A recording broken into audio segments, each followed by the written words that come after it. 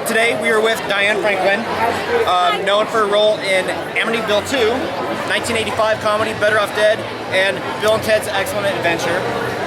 One of my favorites. That one. How'd you get involved with Amityville? Well, Amityville, I just finished doing Last American Virgin, and I came back from shooting the film, and so the audition was pretty fast, and I was actually going to college at the time, and so I kept going, taking classes, and got a movie, so I would have to go leave college and go to do the movie, and I auditioned for it in New York, and actually, I talk a lot about that in my new book. I just wrote a book. But Amityville, great film, and if you haven't seen it, it's probably the only movie that's ever used the subject matter of incest, so it's pretty edgy, but it's a great film, and it's pretty real, and I think it stands up today. A lot of people have said they really enjoy the film, So how did you get involved in the horror, and what do you think of the horror genre itself? Oh, I love horror because, to me, in fact, I would do a horror film now. What I like about horror is... Did you hear that, Hollywood? She do a horror film now. Because you get to be, in Amityville, I died and came back and haunted. How many times do you get to do that in real life? Doesn't happen. Nice. I was in a body bag. You don't get to experience that in real life. So to me, it's the ultimate fun experience. I will say though this, when I did Amityville, I screamed and cried every day for a month, and then I got like a gray streak, so you do get the stress, alright, that is real, but it's fun.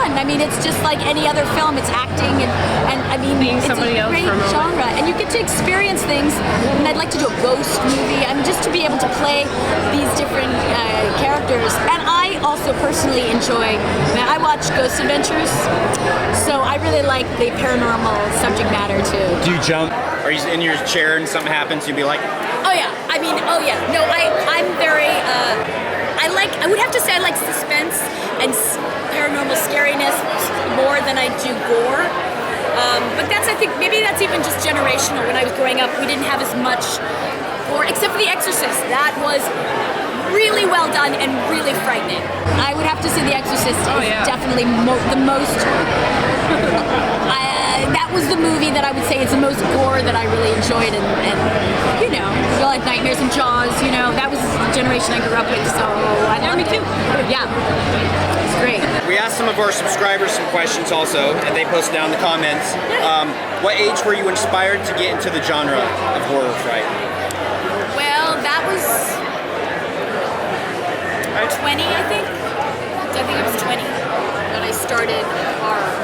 But it wasn't out of, deciding that I was going to choose it or not. It was sort of the availability. I actually did audition for The Exorcist. Really? But I was like really young, maybe 11 or 12, and I wasn't old enough.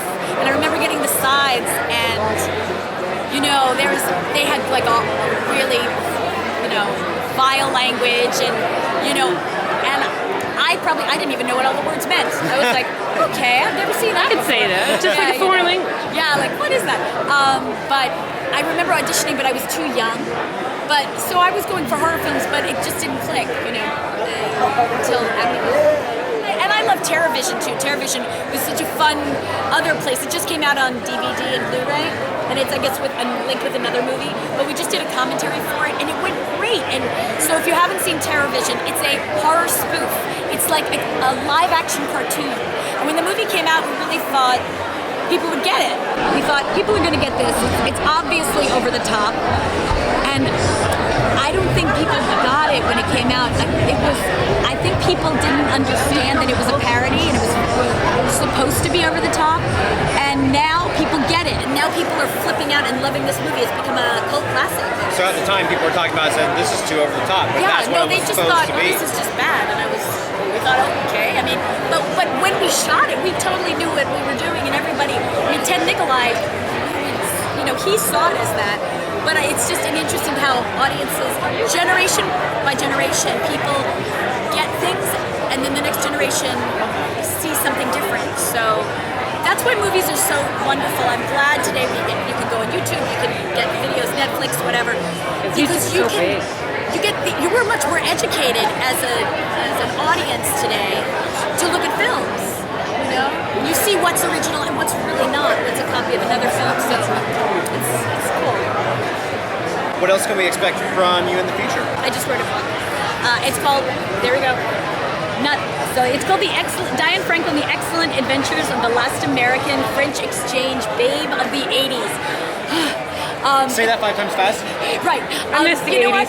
If you want to find the book, just go to Amazon. It's at Amazon and under Diane Franklin book. It's much easier. Okay. And it talks about my life, how I became an 80s babe. And it's got lots of pictures in it, just FYI, blah, blah, blah, lots of stuff. How I became an 80s babe. And then I have chapters on all the movies. So I wanted to make a book that if you like a movie, you could just go to that chapter instead of going through all this stuff about a person's life. And then you're interested, you want to see other things. So, and I also rated the chapters. So if you have kids, it's rated R, you can say, don't read those chapters. Of course, that's the first chapter they're going to read. Right? They'll be like, oh, I just got to read that. And it's nothing inappropriate. The subject matter is somewhat racy. So, but Amityville 2, as you probably, if you've read this has got some racy information. But I have a chapter in every movie. I talk about my entire career. And my life now as an 80s mom. My daughter makes films, so I do talk about her films, and that's what I'm doing now in her movies. So that's my recent awesome, cool thing that I do. How old's your daughter? My daughter just turned 17, but her name is Olivia De Laurentiis, distantly related to Dino. That's my husband's name, and she actually she was at the Los Angeles Film Festival with one of her movies last year, and this year we just came back from New York. She was at the Soho Film Festival with a movie called My Better Half, and the trailer's on YouTube, My Better Half trailer. And Can we put a link to it? yeah, you can put a link to it. That'd be great. She writes, directs, acts, and edits her movies, and sort of like Woody Allen, she does comedies. What I do now is I kind of act in her films and kind of give her, stuff so that people will come and see her films too. So keep your eye out for her. That's my kind of thing, like keep your eye out for her because she's the next generation of filmmaking. When I'm done with this convention, I have to go home and be in one of her films, a movie she's doing called Love Child this year. Love Child, it's about a girl who pretends to be this guy's daughter who's this rich CEO in order to get money from him. I have to stop you just for a second. Yeah. How many people can say that, oh when I get home I have to be in a movie? No big deal. I know, and my daughters, which is like such a gift. I'm like, Olivia, you're so good. I don't know if I'm good enough to be in your movies anymore. It's just amazing. So I'm gonna do that, and then I think she's gonna do another movie in the summer, which I'll be in, and then I'm gonna go to London. They're flying me to London because they're gonna show Amityville, Better Off Dead, Last American Virgin, and I think Bill and Ted's at this place called the Misty Moon Gallery. So they're flying me to London. I'm bringing my daughter, and we're gonna hang out there. Crumpets and tea. Oh, lovely. Oh. Lovely. And perhaps I'll be Princess Joanna. Oh. Do you speak fluent French? Je parle peu français, mais je ne parle bien. Je parle mal, mais je comprends français un peu. A little bit, right? School French, okay? It's just I have guts. I do a radio show every once in a while called Babes of the 80s, Diane Franklin, Babes of the 80s, and I interview 80s actresses and actors because they're like friends, and I just always thought I wanted to give tribute to them. And it's a great venue, so I make links to that as well. Well, the people I've interviewed, I've had Jill Schulin, Amanda Weiss, E.G. Daly, Heather Langenkamp.